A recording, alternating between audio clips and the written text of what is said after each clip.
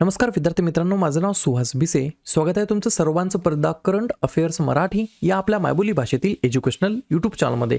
विद्यार्थी मित्रांनो, आज आहे 25 एप्रिल 2024. आजच्या दिवसाचे जेवढेही चालू घडामोडीचे महत्त्वाचे टॉप प्रश्न बनत असतील ते सर्व प्रश्न आपण या व्हिडिओच्या माध्यमातून पाहणार आहोत. तरी सर्वप्रथम आपण जर नवीन असाल, पहिल्यांदा या चॅनलवरील व्हिडिओ पाहत असाल तर चॅनलला या ठिकाणी अवश्य सबस्क्राईब सुद्धा करून घेऊ शकता. ठीक आहे, चला तर मग आपण आजच्या व्हिडिओला सुरुवात करूया.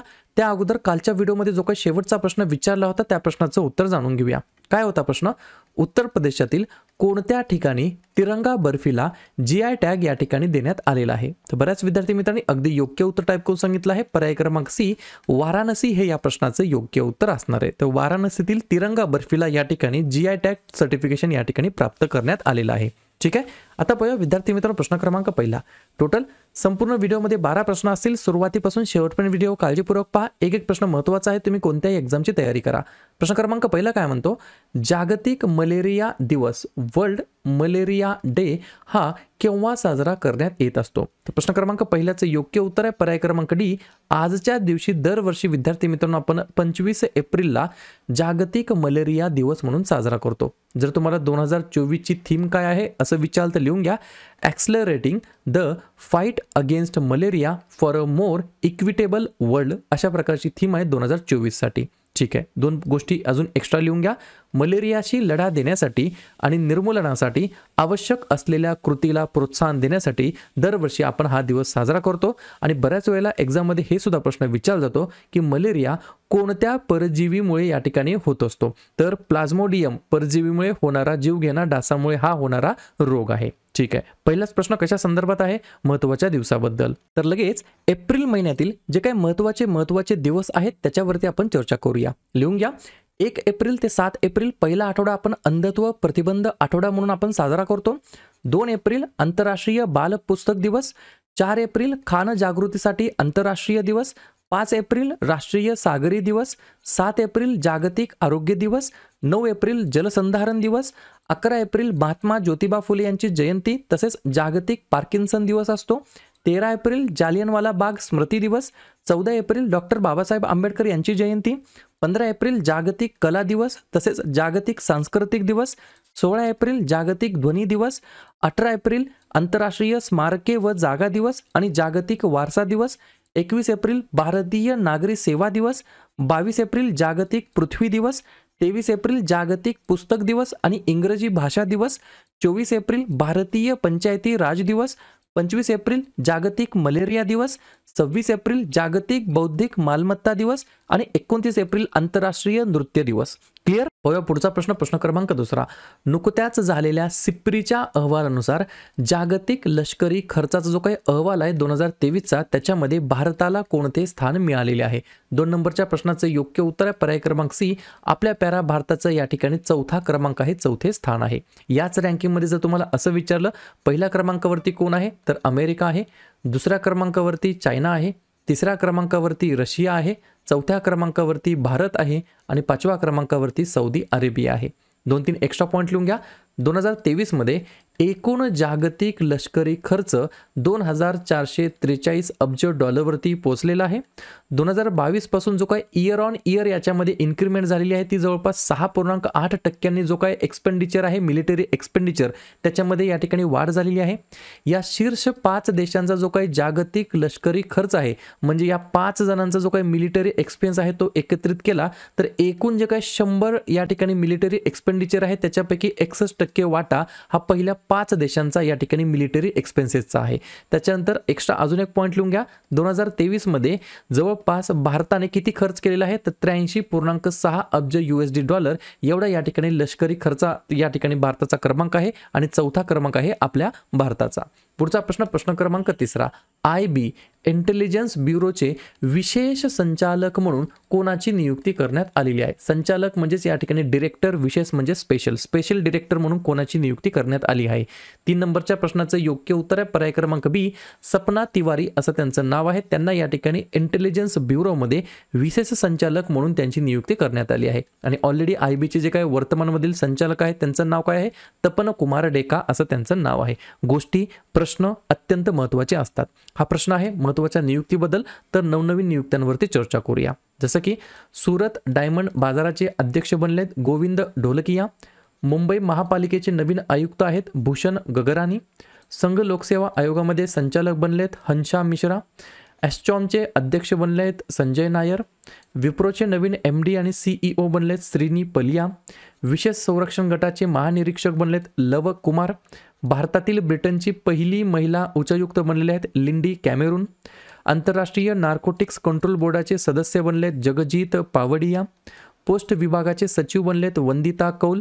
इंटेलिजन्स ब्युरोचे विशेष संचालक बनलेत सपना तिवारी. पाहूया पुढचा प्रश्न क्रमांक 4. अलीकडेच हिंदी रेडिओचे प्रसारण प्रथमच कोठे सुरू झालेले आहे? 4थ्या नंबरच्या प्रश्नाचं योग्य उत्तर आहे पर्याय क्रमांक ए कुवेत हे या प्रश्नाचं योग्य उत्तर असणार आहे. ज्या या ठिकाणी देशाच्या अंतर्गत पहा या ठिकाणी फोटोच्या माध्यमातून तुम्ही जाणून घेऊ शकता. First ever Hindi radio broadcast starts in Kuwait, म्हणजेच कुवेतमध्ये पहिल्यांदा for the first time Hindi रेडिओचं जे काही ब्रॉडकास्टिंग आहे प्रसारण आहे ते या ठिकाणी सुरू झालेलं आहे. प्रश्न क्रमांक 4चं योग्य उत्तर आहे पर्याय क्रमांक ए कुवेत. लगेच आपण काय करूया नवनवीन प्रथम घटनांवरती चर्चा करूया. जसं की सिक्कीमचे पहिले रेल्वे स्टेशनचं नाव ठेवण्यात आलेलं आहे किंवा रेल्वे स्टेशन आहे रंगपूर रेल्वे स्टेशन. भारतातील पहिले AI शिक्षक आयरिस कोठे सुरू झालेले आहे तर केरळमध्ये. भारतातील पहिला पाण्याखालील मेट्रो बोगदा कोणत्या राज्यामध्ये सुरू झाला तर पश्चिम बंगालमध्ये. भारतातील पहिली ड्रायव्हरलेस मेट्रो ट्रेन बेंगलोरमध्ये. भारतातील पहिली LNG चालित बस केरळमध्ये. भारतीय नौदलाचे पहिले स्वतंत्र मुख्यालय नवी दिल्लीमध्ये. वेळ वितरण प्रणाली लागू करणारा पहिला देश आपला देश भारत देश. भारतातील पहिले oil palm processing unit Arunachal प्रदेशमध्ये. भारतातील पहिले आयुर्वेदिक रेस्टॉरंट सोमा रेस्टॉरंट दिल्लीमध्ये. आणि भारतातील पहिली बॅटरी स्टोरेज गिगा फॅक्टरी सुरू झालेली आहे जम्मू काश्मीरमध्ये. पुढचा प्रश्न क्रमांक 5. अलीकडेच 7 गट म्हणजेच G7च्या परराष्ट्र मंत्र्यांची जी काही बैठक आहे ती कोणत्या इटालियन शहरामध्ये झालेली आहे? 5व्या नंबरच्या प्रश्नाचं योग्य उत्तर आहे पर्याय क्रमांक डी कॅप्री नावाचं एक इटालियन शहर आहे. त्या शहराच्या अंतर्गत G7ची जे काही फॉरेन मिनिस्टरची जी काही बैठक होती समिट होती ती या ठिकाणी झालेली आहे. 2-3 पॉईंट लिहून घ्या. इराणचा इस्रायलवरील हल्ला आणि गाझा आणि तसेच युक्रेनमध्ये सुरू असलेल्या युद्धांच्या पार्श्वभूमीवरती जगातील प्रगत औद्योगिक अर्थव्यवस्थेची बैठक या ठिकाणी आयोजित करण्यात आली होती. Italy, Germany, France, United kingdom, Japan, Canada तसेच युरोपियन युनियन आणि अमेरिकाचे जे काही परराष्ट्र मंत्री होते या सर्व मंत्र्यांच्या बैठकींचं या ठिकाणी आयोजन करण्यात आलं होतं. आणि G7 काय आहे जगातील प्रगत पाश्चात्य अर्थव्यवस्थांपैकी 7 देशांचा हा एक गट आहे समूह आहे ज्याला या ठिकाणी G7 असं नाव देण्यात आलेलं आहे. मला फक्त कमेंट करून सांगा मग G7ची स्थापना केव्हा झाली आणि G7चं जे काही हेडक्वार्टर आहे मुख्यालय आहे ते कोठे आहे एवढंच तुम्ही कमेंट बॉक्समध्ये सांगायचं आहे. पुढचा प्रश्न अलीकडेच कोणत्या मंत्रालयाने अंतराळ क्षेत्रातील नवीन उदार विदेशी थेट गुंतवणूक ज्याला आपण बोलतो FDI नियम अधिसूचित केलेले आहे? सर्वप्रथम FDI फुल फॉर्म काय फॉरेन डायरेक्ट इन्व्हेस्टमेंट थेट परकीय गुंतवणूक असं मराठीमध्ये म्हणता येईल. 6व्या नंबरच्या प्रश्नाचं योग्य उत्तर आहे पर्याय क्रमांक सी केंद्रीय अर्थ मंत्रालय हे या प्रश्नाचं योग्य उत्तर असणार आहे. तर केंद्रीय अर्थ मंत्रालयाने अंतराळ क्षेत्रातील उदार विदेशी थेट गुंतवणूक या ठिकाणी जो काही नियम आहे ते अधिसूचित केलेला आहे. या धोरणाचा उद्देश काय आहे तर अवकाश क्षमता वाढवणे, अंतराळामध्ये भरभराटीची व्यावसायिक उपस्थिती विकसित करणे. सरकारने अंतराळ क्षेत्रामध्ये 100% FDI अधिसूचित केलेला आहे आणि केंद्रीय मंत्रिमंडळाने अंतराळ क्षेत्रातील खाजगी आणि परदेशी व्यक्तींना खेळाडूंना प्रोत्साहन देण्यासाठी फेब्रुवारी 2024 मध्ये उदारीकृत FDI धोरणाला ऑलरेडी या ठिकाणी मंजुरी देण्यात आली होती किंवा दिलेली होती. पुढचा प्रश्न क्रमांक 7. अलीकडेच प्रथमच कोणत्या विशेषतः असुरक्षित आदिवासी गटातील सदस्यांनी मतदान केलेले आहे? तर 7व्या नंबरच्या प्रश्नाचं योग्य उत्तर आहे पर्याय क्रमांक बी शॉम्पेन असं त्या या ठिकाणी असुरक्षित आदिवासी गटाचं नाव आहे. ठीक आहे 2 पॉईंट लिहून घ्या. ग्रेट निकोबार बेटाच्या घनदाट उष्णकटिबंधीय पावसाच्या जंगलात राहणारे हे आपले व्यक्ती आहेत आणि अंदमान आणि निकोबार लोकसभा मतदारसंघामध्ये त्यांनी मतदान केलेलं आहे. प्रश्न अत्यंत महत्त्वाचा आहे 100% हा प्रश्न विचारला जाणार. मी परत व्यवस्थितपणे वाचून दाखवतो. शॉम्पेन या विशेषतः असुरक्षित आदिवासी गटातील सदस्यांनी प्रथमच या ठिकाणी मतदान केलेलं आहे आणि यांची कॉन्स्टिट्युन्सी कोणती होती तर या ठिकाणी अंदमान आणि निकोबार लोकसभा मतदारसंघ होतं, ज्या ठिकाणी त्यांनी हे काय केलेलं आहे, वोटिंग केलेलं आहे फॉर द फर्स्ट टाइम. पुढचा प्रश्न क्रमांक 8. कोणत्या राज्यामध्ये 3 नवीन पुरातत्व स्थळे या ठिकाणी सापडलेली आहेत? पर्याय क्रमांक ए तेलंगणा हे या प्रश्नाचं योग्य उत्तर असणार आहे, ज्या राज्याच्या अंतर्गत 3 नवीन पुरातत्व स्थळे या ठिकाणी निदर्शनास आलेली आहे. तेलंगणाबद्दल सांगायचं म्हटलं तर या राज्याची स्थापना 2 जून 2014ला झाली. मुख्यमंत्री आहेत रेवंत रेड्डी. राज्यपाल नवीन कोण झाले आहेत एवढं मला तुम्ही कमेंट करून सांगायचं आहे. आणि राजधानी आहे हैदराबाद. 2 महत्त्वाचे राष्ट्रीय उद्यान आहेत मृगावानी आणि महावीर हरिना आणि 2 महत्त्वाचे धरण आहेत सिंगूर आणि पोचरम. पुढचा प्रश्न क्रमांक 9. पूर्वी लहर नावाचा जो काही सराव आहे तो नुकताच भारताच्या कोणत्या सैन्य दलाने आयोजित केलेला होता? 9व्या प्रश्नाचं योग्य उत्तर आहे पर्याय क्रमांक सी इंडियन नेव्ही. भारतीय नौदल हे या प्रश्नाचं योग्य उत्तर असणार आहे, ज्याच्या मागचा उद्देश काय होता? भारतीय नौदलाच्या सज्जतेचे मूल्यांकन करणे तसेच या प्रदेशातील सागरी सुरक्षा आव्हानांना सामोरे जाणे हा या सरावाच्या मागचा मेन उद्देश होता. आणि अजून एक पॉईंट लिहून घ्या, भारतीय नौदलाने भारताच्या पूर्व समुद्र किनारी पूर्व लेवेव हा या ठिकाणी सराव केलेला होता. लगेच आपण वेगवेगळ्या ज्या काही भारताच्या एक्झरसाइज झालेल्या आहेत वेगवेगळ्या देशांसोबत त्याच्यावरती चर्चा करूया. ऑस्ट्रा हिंद आहे ऑस्ट्रेलियासोबत, वीर गार्डियन आणि जिमेक्स आहे जपानसोबत, सूर्यकिरण आहे नेपाळसोबत, युद्धाभ्यास तारकश आहे अमेरिकासोबत, गरुडा शक्ती समुद्र शक्ती आहे इंडोनेशियासोबत, डस्टलिक आहे उझबेकिस्तानसोबत, फ्रिंजेक्स आहे या ठिकाणी फ्रान्स देशासोबत, बोंगो सागर आहे बांगलादेशासोबत, इंद्र नौदल आहे रशियासोबत, अजय योद्धा कोंकण इंद्रधनुष कोंकण शक्ती आहे यूके सोबत, सायक्लोन 1 आहे इजिप्तसोबत, नसीम अल बहर आहे ओमानसोबत, अग्नियोद्धा आहे सिंगापूरसोबत, बाल्टॉप्स आणि स्विफ्ट रिस्पॉन्स आहे नाटो देशांसोबत, मोसी 2 आहे रशिया आणि चीन दरम्यान, हरिमाऊ शक्ती आहे भारत आणि मलेशिया दरम्यान. पुढचा प्रश्न क्रमांक 10. आशिया पॅसिफिक क्षेत्रातील टॉप 50 बँकांमध्ये किती भारतीय बँकांचा समावेश करण्यात आलेला आहे? 10व्या नंबरच्या प्रश्नाचं योग्य उत्तर आहे पर्याय क्रमांक सी 3 भारतीय बँकांचा या ठिकाणी समावेश करण्यात आला आहे. कोणाच्या अहवालानुसार? S&P ग्लोबल मार्केट इंटेलिजन्सच्या अहवालानुसार.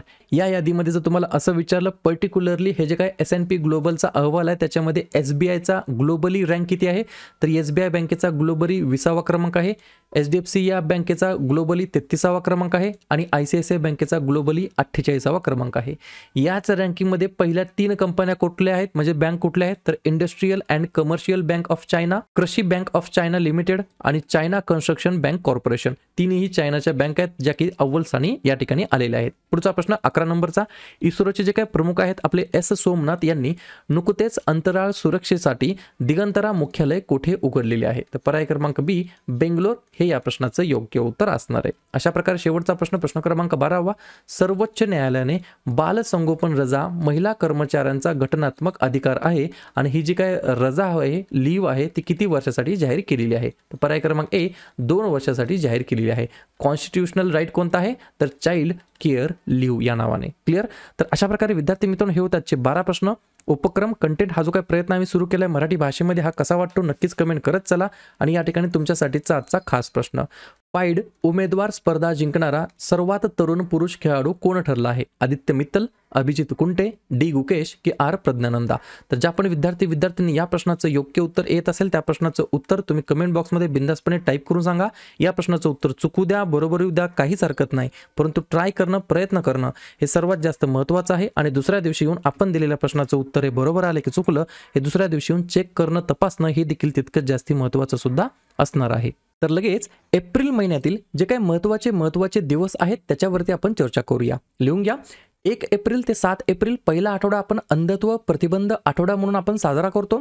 2 एप्रिल आंतरराष्ट्रीय बाल पुस्तक दिवस, 4 एप्रिल खान जागृतीसाठी आंतरराष्ट्रीय दिवस, 5 एप्रिल राष्ट्रीय सागरी दिवस, 7 एप्रिल जागतिक आरोग्य दिवस, 9 एप्रिल जलसंधारण दिवस, 11 एप्रिल महात्मा ज्योतिबा फुले यांची जयंती तसेच जागतिक पार्किन्सन दिवस असतो, 13 एप्रिल जालियनवाला बाग स्मृती दिवस, 14 एप्रिल डॉक्टर बाबासाहेब आंबेडकर यांची जयंती, 15 एप्रिल जागतिक कला दिवस तसेच जागतिक सांस्कृतिक दिवस, 16 एप्रिल जागतिक ध्वनी दिवस, 18 एप्रिल आंतरराष्ट्रीय स्मारके व जागा दिवस आणि जागतिक वारसा दिवस, 21 एप्रिल भारतीय नागरी सेवा दिवस, 22 एप्रिल जागतिक पृथ्वी दिवस, 23 एप्रिल जागतिक पुस्तक दिवस आणि इंग्रजी भाषा दिवस, 24 एप्रिल भारतीय पंचायती राज दिवस, 25 एप्रिल जागतिक मलेरिया दिवस, 26 एप्रिल जागतिक बौद्धिक मालमत्ता दिवस आणि 29 एप्रिल आंतरराष्ट्रीय नृत्य दिवस. क्लिअर?